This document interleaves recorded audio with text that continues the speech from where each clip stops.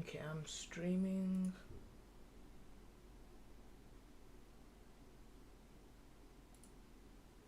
And then Discord. I'm streaming, right? Yeah. Let me copy the link real quick. And I think we're gonna be starting in a couple of minutes. Okay,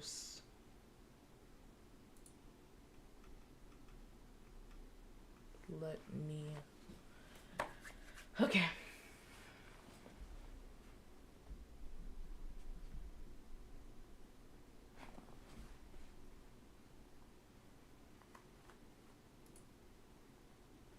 Okay.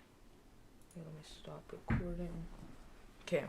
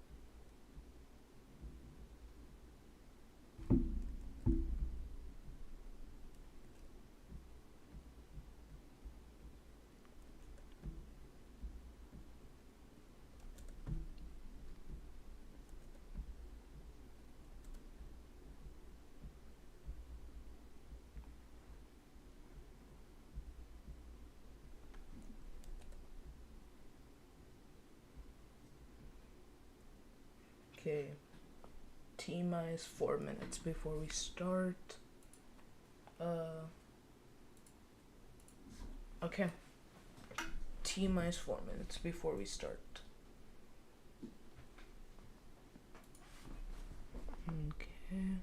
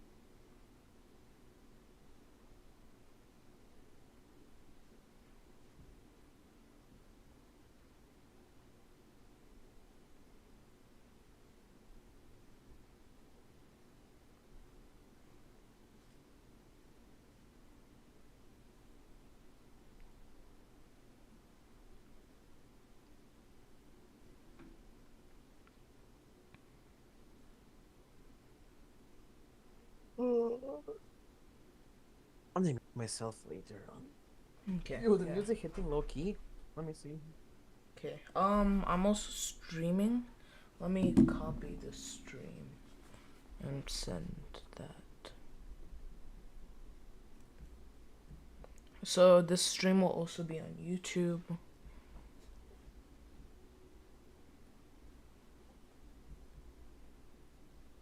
Oh yeah, it Oh, for the YouTube stream, put hashtags.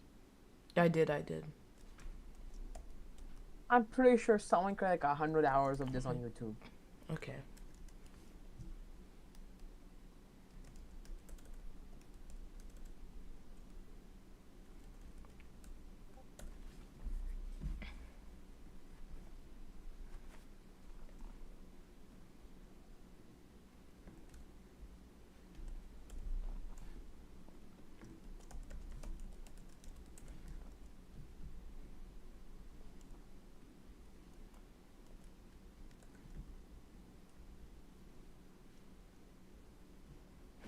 Okay, and I will start the event. Okay. And I will start in a couple seconds. I'm gonna start recording now anyway. Yeah, same here. Okay, I'm gonna... Curito, make sure you mute. And I think everyone else is gonna join in a second.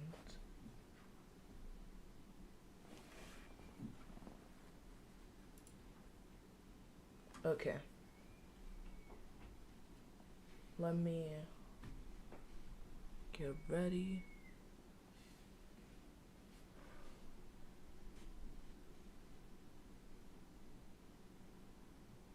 And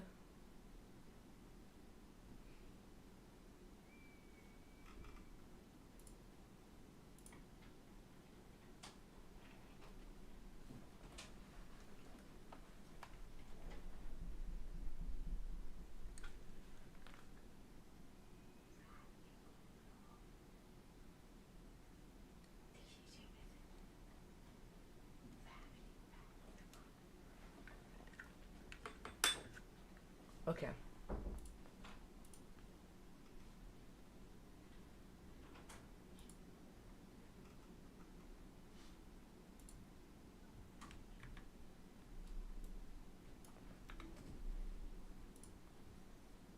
And I think we should probably start. Okay. Oh wait, let me start recording. Okay. Hey everyone, my name is Vipin B and I'll be your host for this webinar today. Welcome to Mastering Cybersecurity, an introduction to virtual machines, Kali Linux, and essential tools. This is my first webinar and I have many things to discuss with everyone, so I hope you guys enjoy. So we will be discussing 5 different topics today, along with the CTF demonstration with the Q&A at the end. So let's start with an introduction to cybersecurity. What is cybersecurity? Cybersecurity refers to the practice of protecting computer systems, networks, data, and data from digital attacks. It encompasses various technologies, processes, and practices designed to safeguard against unauthorized access, data breaches, theft, and damage to information systems.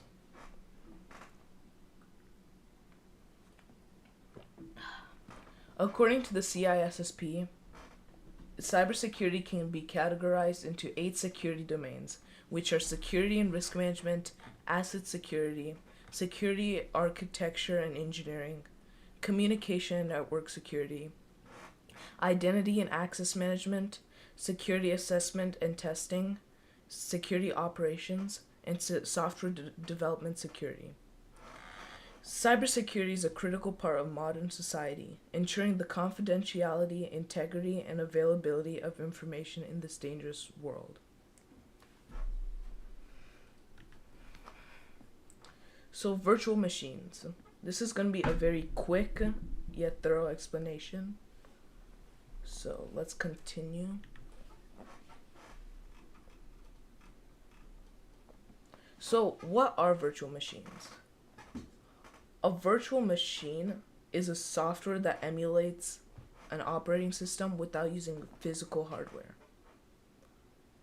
So that's a virtualization software, but virtual machines itself can be an operating system, an emulated operating system. So some examples of these virtualization softwares are VMware, VirtualBox, UTM, and Hyper-V. So, what are some of the benefits of using VMs in cybersecurity? So, some of these benefits of using VMs in cybersecurity can be access to specific tools and software in an operating system. Safely testing or you can be safely testing suspicious software or other things without worrying about it getting on your host machine. Operating systems like Kali Linux already have certain pre-built softwares which reduces the needs in manually installing everything you need. And the best part is once you think the VM is messy or contaminated, you can easily reinstall it.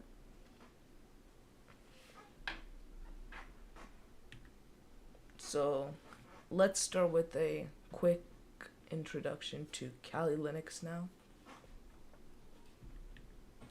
So, what is Kali Linux? Kali Linux is a free, open source Linux distribution that is used for digital forensics, penetration testing, and other red teaming actions. Kali Linux is built on Debian, which is another Linux distro that other distros are typically built on. So some of the capabilities in Kali Linux are a bunch of pen testing and forensic tools, really regular updates almost every day, and good community support. Also, you can customize your operating system very much. Kali is very important in penetration testing and ethical hacking for tasks like vulnerability management, red team testing, computer forensics, reverse engineering, security research, and of course penetration testing. So let's install and set up Kali Linux. So here's some prerequisites of VM software, like I discussed previously. You can download kali.org or the other URL. So I'm gonna give you guys time to get a VM software or open it up, but I will demonstrate. Okay. So if everyone can see my screen, let's download the VM. Okay, so what you first want to do is get a virtual machine. So first you gotta what virtualization software you're gonna be using. So if you're using any of these virtualization softwares, you should download specific to it. I will be using VMware for this demonstration, so let me download that.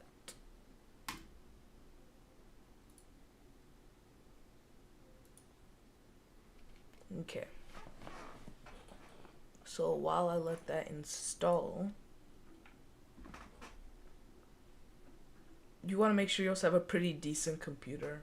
I mean, even if you have, I've seen VMs run on some pretty bad laptops, but you still want to have a good laptop.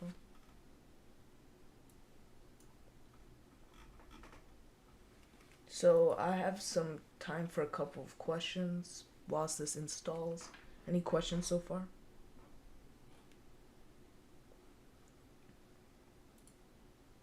Okay. Your IARX is requesting to speak. Let me add him. Okay. Hello. Wait. So what are you gonna download it on? Are you gonna download it on like VMware or? Yeah, Because I didn't see what you were downloading it on. I'm gonna be using VMware for this demonstration. Alright. So, okay. Let me. Okay. Kuno, you have a question? You can join. Oh, you're gonna ask your question.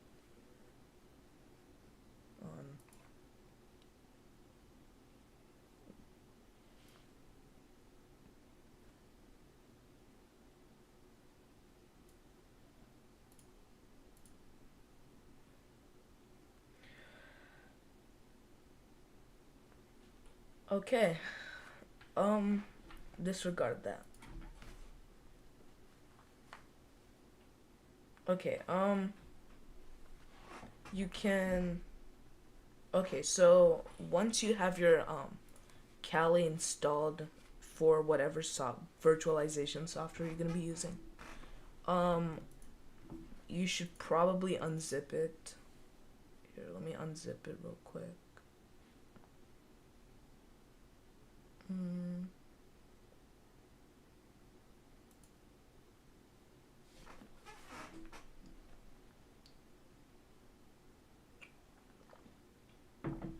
Okay. IRX has another question.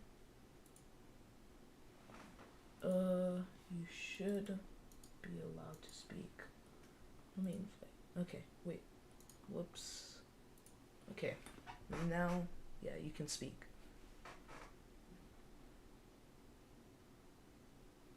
Okay.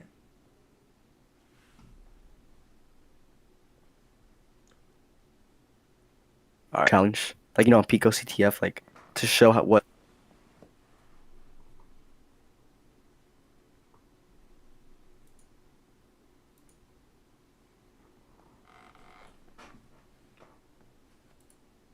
I think you're cutting out.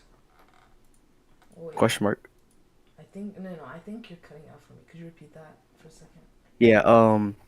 At like the end of the presentation, are you gonna go over like? Could you go over like a challenge? Yeah, we'll be going over challenges in this presentation.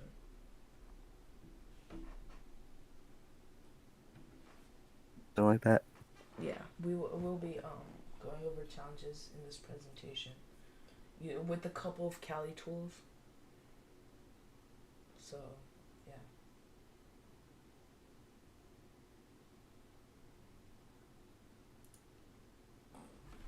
All right, appreciate it. Mhm.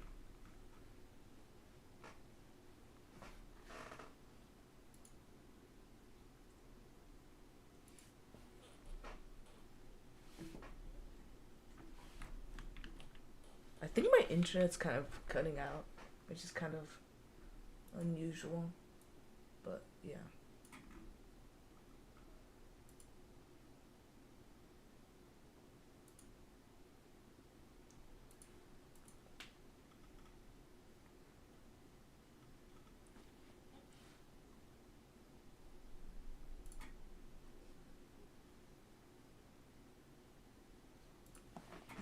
Okay, so this is almost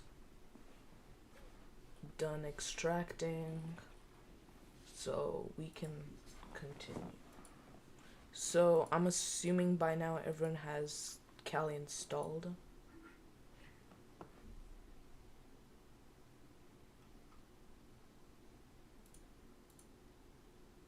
Oh, Alex has a question, I think.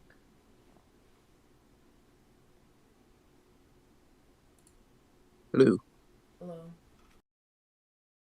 Hello. So Viper, after this finish, are you gonna Like examples as in like a CTF example? Wait. Hello? pipe in? Oh, can you hear me? Okay. I think I'm kind of cutting out. Well, I'll be Oh. doing a CTF example for these challenges. Oh. Yeah, I think I'm kind of. Yeah, you're definitely cutting out. Yeah, that's interesting. Okay. That's okay. Yeah. I'll be doing a CTF example. I'll be demonstrating a couple of challenges. So yeah. We're just gonna Okay, get cool. Kali installed for a couple people who don't have it. Okay. Any other questions? Nope, you're doing well. Okay. Thank you. Okay. So my Kali is not my Kali. My Kali sorry. My Kali is done installing, so let's open it. So what you can do is you want to click open a virtual machine, and then from there navigate to your downloads folder, and then click the .vmx file, and then from here you can click play virtual machine to get it to run.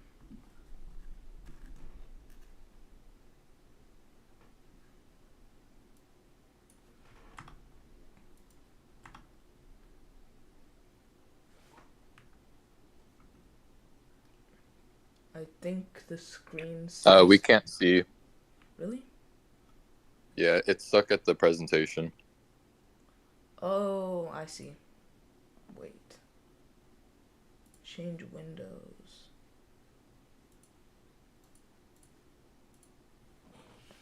Okay. So, my bad there. I may have missed. Okay, I think everyone can see the Kali Linux screen, right? Yeah, we can see now. Okay.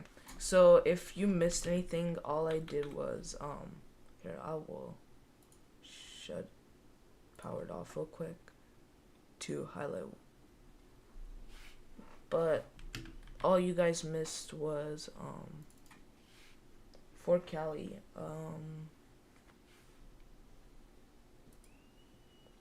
you can, open a virtual, you have to click open a virtual machine. Then navigate to your downloads folder and then click the VMX file. And then it should open Kali, and then from there you can click on it to run. Sorry if I'm kind of stuttering a little. It's kind of, my first time.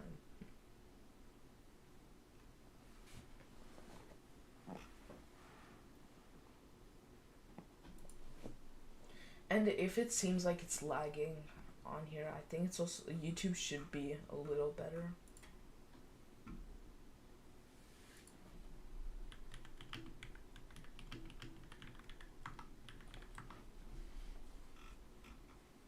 Okay, so the default password for Kali should be Kali and Kali.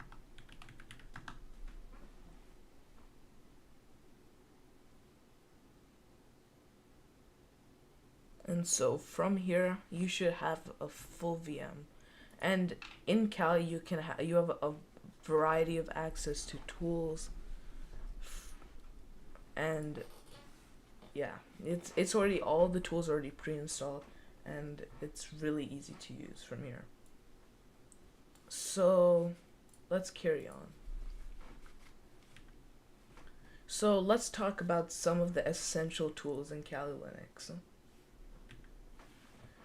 So some of these essential tools are Nmap, Wireshark, Burp Suite, Hashcat, and Autopsy. Nmap is a port scanner tool to see open ports in a server. Wireshark is an open source packet analyzer commonly used to analyze network traffic and to analyze network packets. Burp Suite is a penetration tool used for performing security testing of web applications with various tools built in the software to assist with pen testing. Hashcat is an open source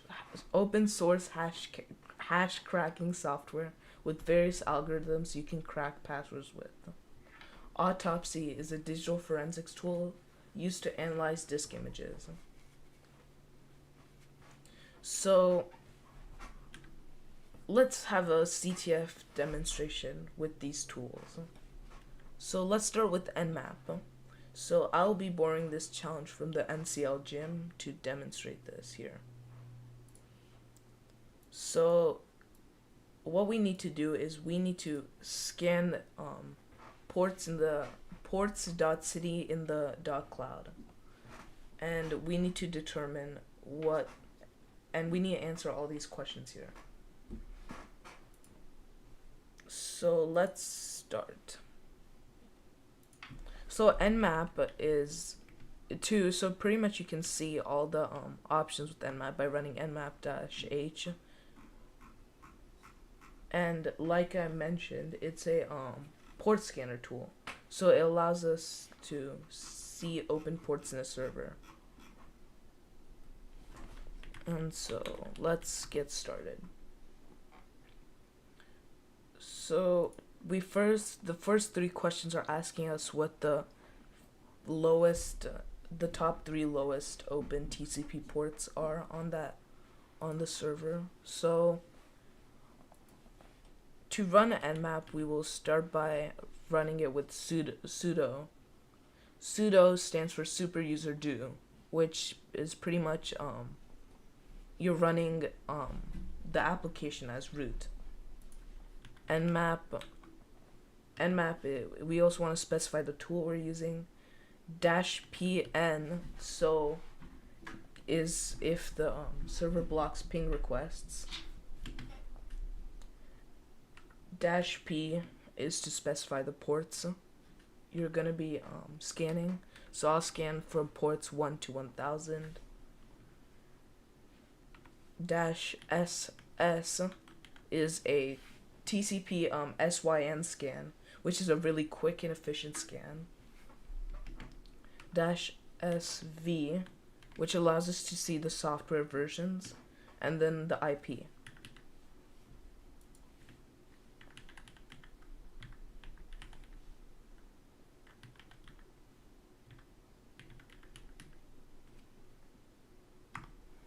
And then you want to enter your password, and that should run.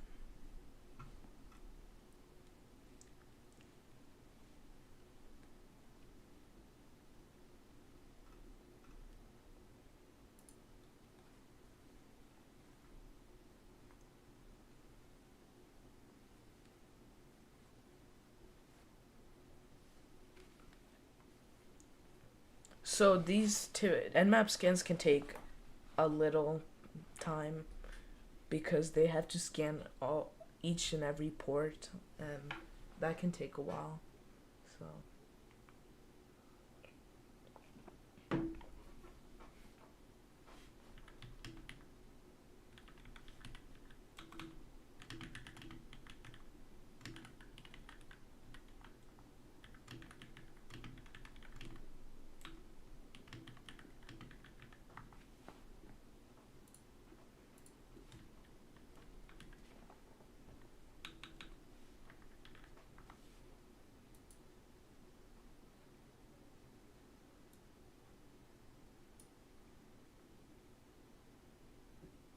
you got this, Nmap.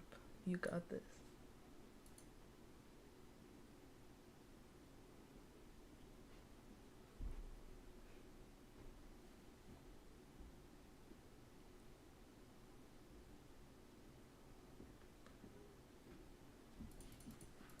Oh.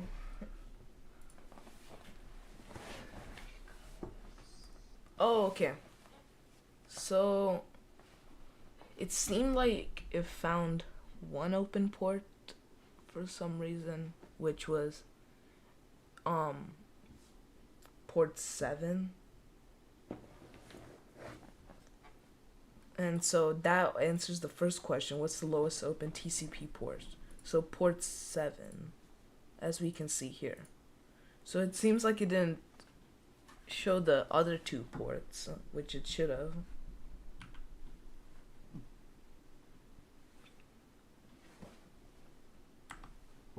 Let's see if it'll show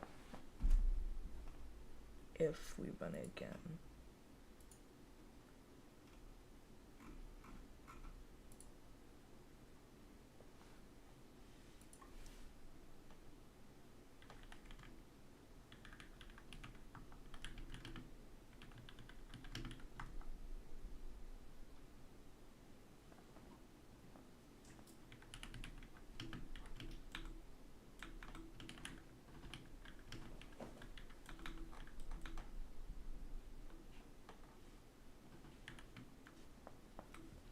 That's kind of unusual. It should have scanned the other two open TCP ports.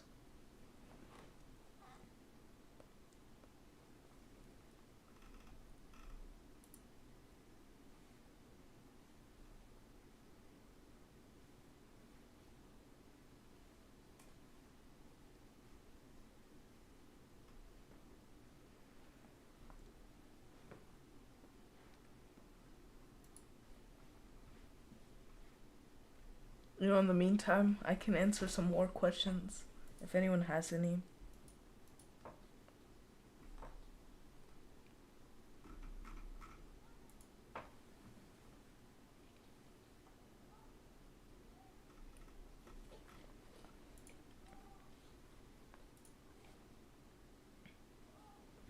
So Goddard asked a very important question here. what are some benefits of using a VM over your regular system? So your VM is a VM specific you can with the VM you can run specific operating systems like Kali. Also with the VM you can also have like it's like containerized in a sense. Like it's like in a box and anything that happens inside that VM stays contained. So like I said, once if like you maybe ruined it or something or messed up, you can just dispose of it and like easily reinstall it. But in this case, if we didn't use Kali, we would have to manually install all these tools, and that would take a pretty long time. So yeah, and it seems like it scanned another port. I think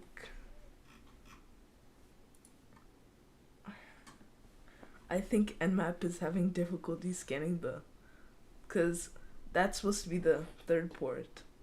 But just to save some time, the second lowest port was port 11. I'll just run that in the background. And then the next question is asking what's the lowest open UDP port. So in another terminal, I'm gonna run sudo nmap once again -pn -p 1 to 100. So like I specified, these are PNs for if the server blocks ping requests, -p is to specify ports, and then -su specifies we're running a UDP scan, and then the IP ports dot in the not city in the dot cloud. Let's see if that's also having a seizure.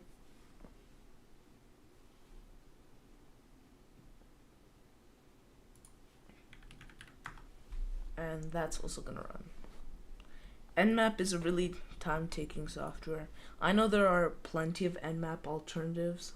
Oh, I did it pretty quick. So if found the open UDP port, which was port 7, and then the last question's asking us what software is being run. Oh, IARC has requested to speak. Let me. Okay. Ask your question. Hold on real quick.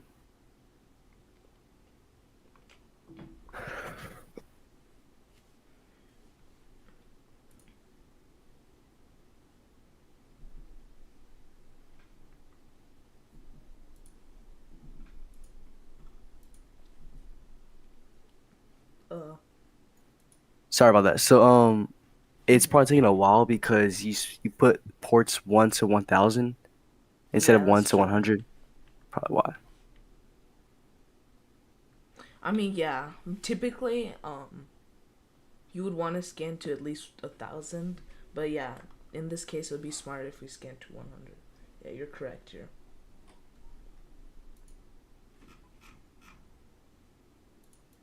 Any other questions? Oh, well, yeah, that scanned way better. So yeah, for these first 3 questions, port 7 is open, port 13 is open, and port 37 is open here. So, and then the last question's asking us what software is being run on TCP port 16080. So, once again, we can run sudo nmap -pn to block ping probes, And then we want to specify the port dash P 16080 dash SS dash SV. And then ports dot city in the dot cloud. Oh, whoops. That was a capitalization error. Okay. This shouldn't take that long.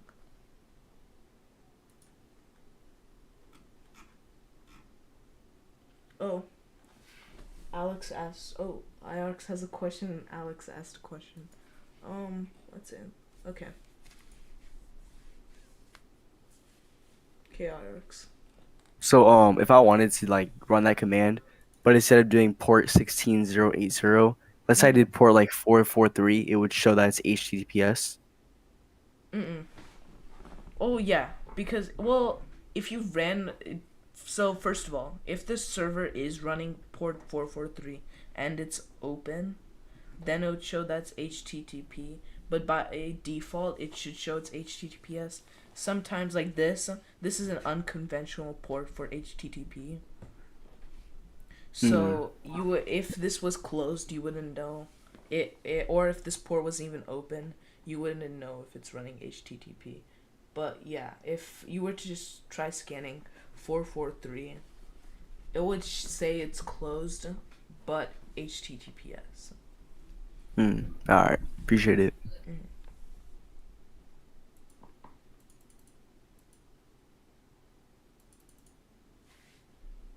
Okay, and so the last question was answered. It's the service that's running is HTTP NGINX. Software. No. Okay. So let's continue with the next CTF example. So let's crack some passwords with hashcat. So below are a couple of hashes, some random hashes using rocku.txt. And so let's try cracking them. So let me clear my terminal. So we are going to be cracking with rocku. So we want to first unzip rocku.txt. So you can just type in word lists there, and then you can extract rocku.txt. Because by default, Kali doesn't have rocku.txt extracted, because the word list is almost like 300, not 300, like, yeah, it's like 300 megabytes or something. And okay. So now that it's finished, we can run hashcat. So hashcat is a password cracking software, as I said in the previous slide. And you can pretty much crack almost every single hash type. So you can run hashcat dash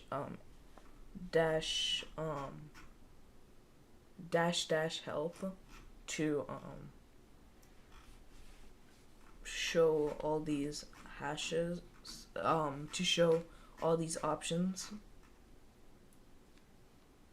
So these are all the hashes that hashcat can crack. So let's try cracking this first hash. So the first hash is an MD5, and if we look at the guide,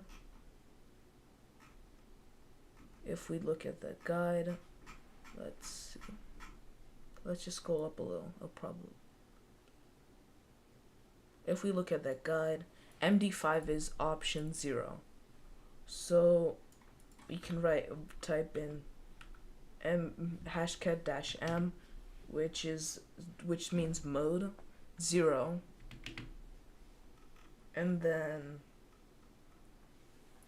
we should probably, before we do that, let's actually nano hash1.txt. Let's probably paste in this hash into that. So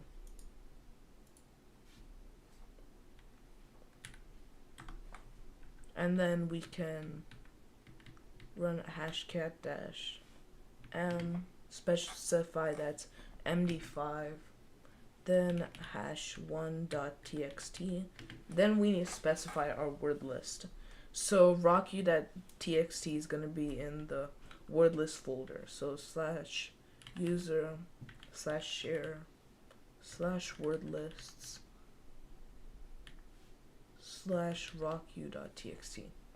And so when we run this, it's gonna start going through each word. So how a hash cracker works is it takes that so it takes your word list, okay?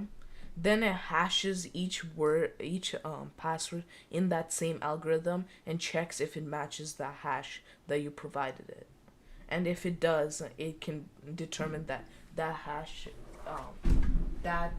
hash is your password.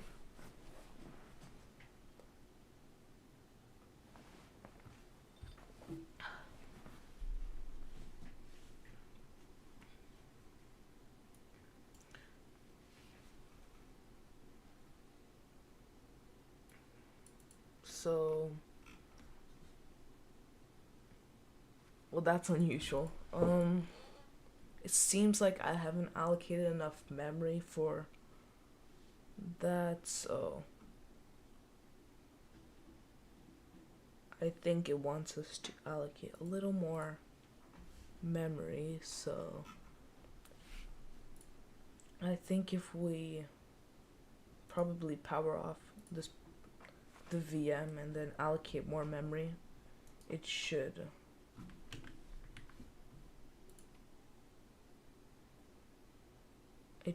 run. In the meantime, Alex for Hire had a question of, would you run Kali as a hypervisor 1 or hypervisor 2? So let me first allocate a little more memory here. And so I'm gonna be completely honest. What do you mean by hypervisor 1 or hypervisor 2?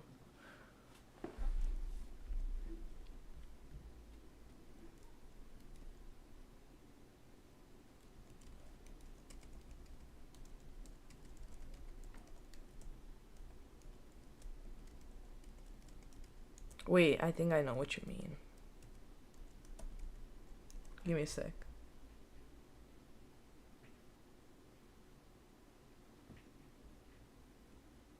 So, sorry, I think I know what you mean.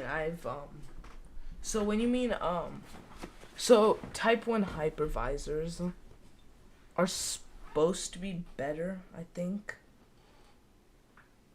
Yeah, they're type 1 hypervisors are way better than type 2 hypervisors, and type 1 hypervisors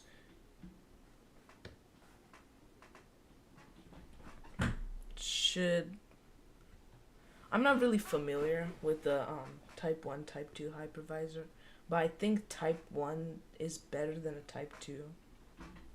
Yeah, I think Plasma sent a picture and IARC's requested to speak.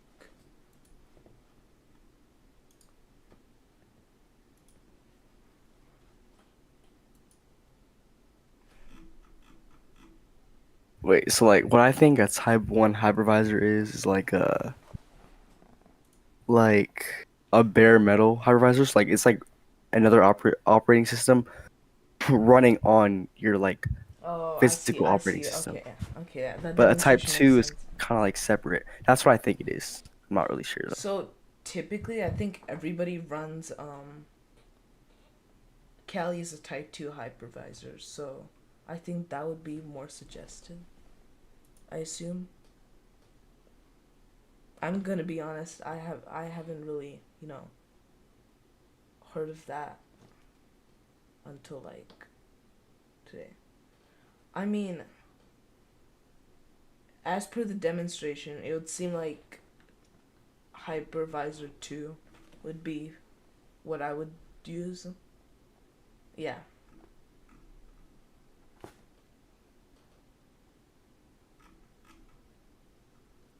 But also right now you're running it on a hypervisor 2 Yeah, because exactly.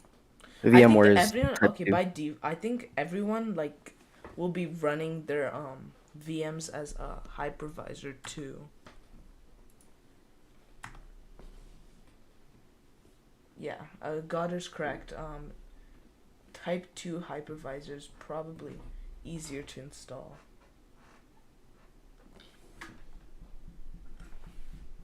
Yeah, sorry about that. I haven't, really heard that term in a while.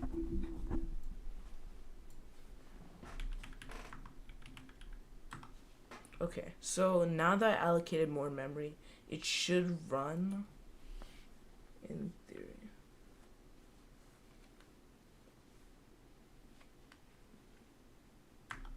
Okay.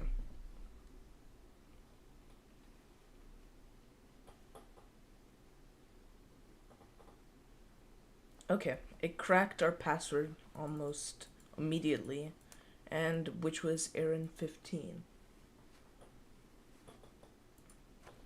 So that was pretty fast, I'm gonna say. Like that took almost like a second or two. So judging by what I understand by what you mean by hypervisor 1 and hypervisor 2, I think hypervisor 2 is probably more used because, like Goddard also said, it's much more easier to install. And I don't think anybody would have a hypervisor on a hardware unless like you're doing this on cloud or something.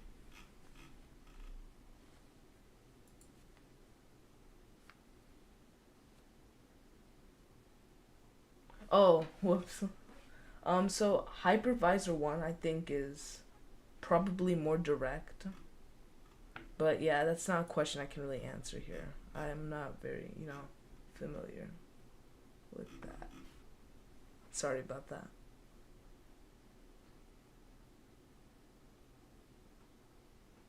Okay. And so, yeah, so the first hash cracked almost like in 2 seconds. And it worked pretty well, I'd say. So we can do the same thing for the next hash. So if we, okay, so first we can,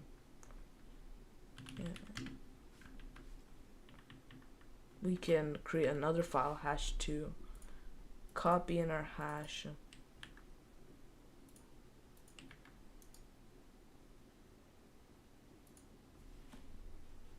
that should be the hash, yep, and then save, and then now it's the same gist. We just need to specify the other option for SHA-256, which is 1400.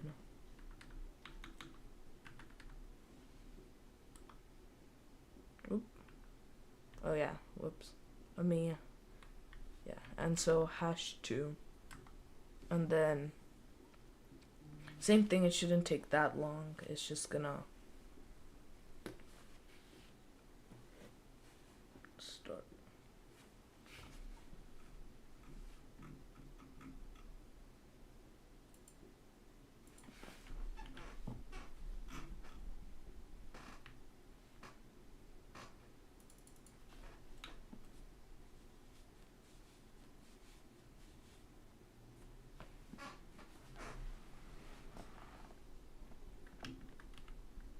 Okay, so it also cracked the SHA-256 hash, which was untard8. And that was also pretty quick. In total, that took, should say somewhere how much time, but it felt like almost like 20 seconds or something to crack it, which wasn't too bad. And lastly, we wanna, for hash 3, it wants us to crack an NTLM hash, so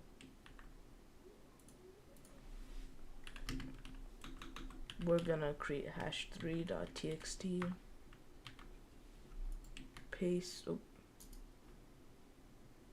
paste that in, and save. And so, like the other one, you can just, we just need to figure out the mode for it, and that's 1000. So yeah, so pretty much Hashcat is a pretty easy tool, I would say. Yeah, Nike,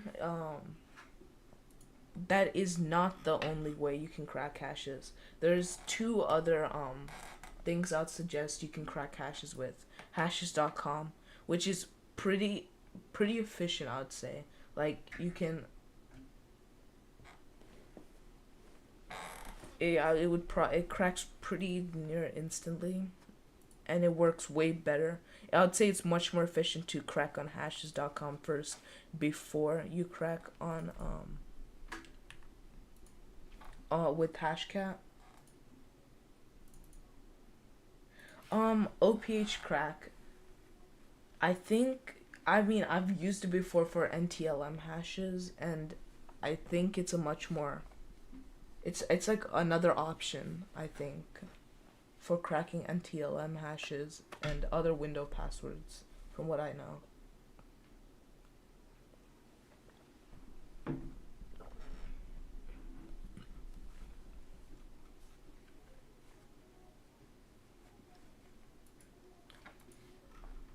And it also, and so we also cracked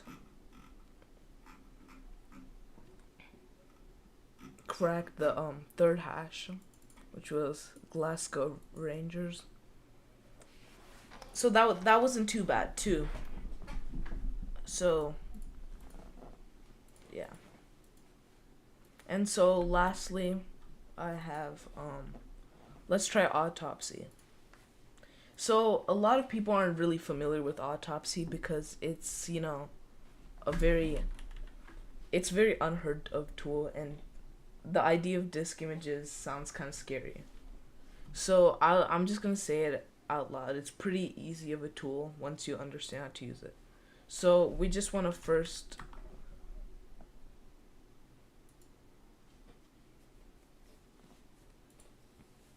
okay, so we first want to run autopsy here, and then I can specify my password.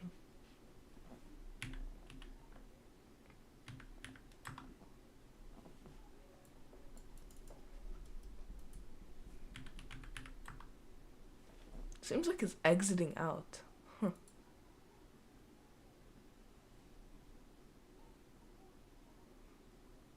That's unusual. That should also not happen. I feel that I've messed up a little too much. It should be at localhost 300 / autopsy. Yeah, it isn't there. So it's kind of unusual that it's not running. I mean, it should work pretty well.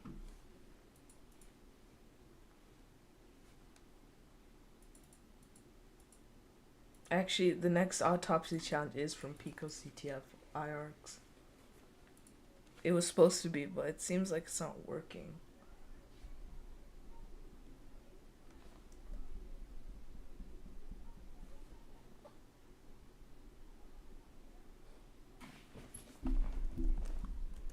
I can demonstrate on my laptop real quick if that works. Actually, no, I don't think I can. I think we're gonna. That's actually unusual. Seems like it's not running for some reason. Yeah, apologies about that. I don't think where we can demonstrate autopsy today.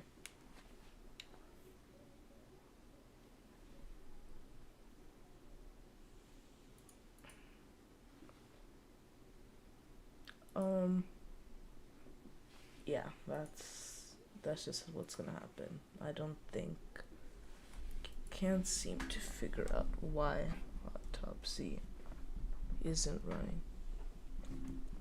We could do the next slide then. Yeah.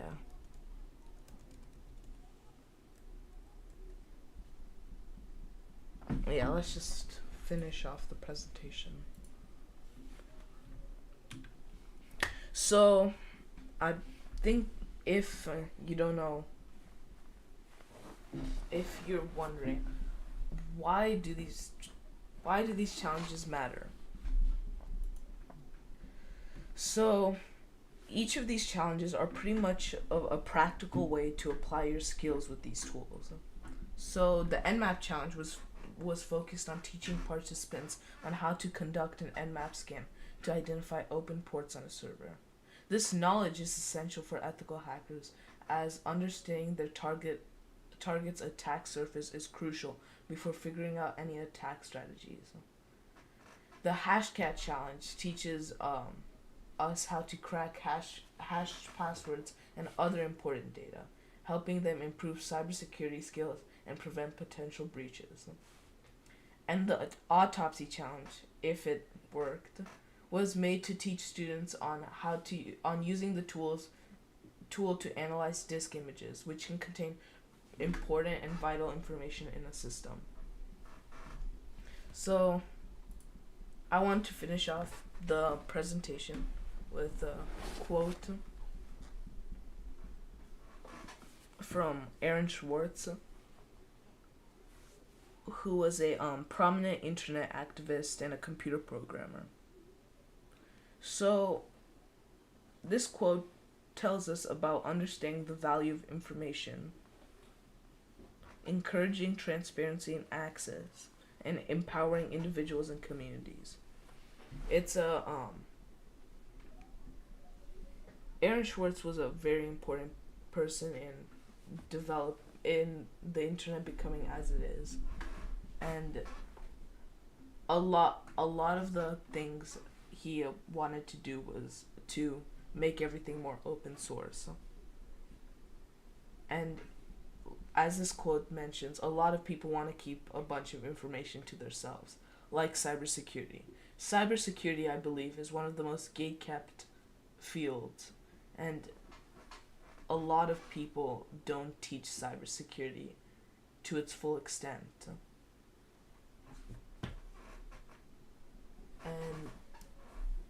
And that's why he encouraged transparency a lot. And yeah. So I think this is one of a really good quote from Aaron Swartz. Anyways, I hope you enjoyed this webinar. This was my first one, and there'll be more to come soon with more practice. Thank you guys, and have a great rest of your evening/night. I'll be open for questions for the next 10 minutes, and thank you.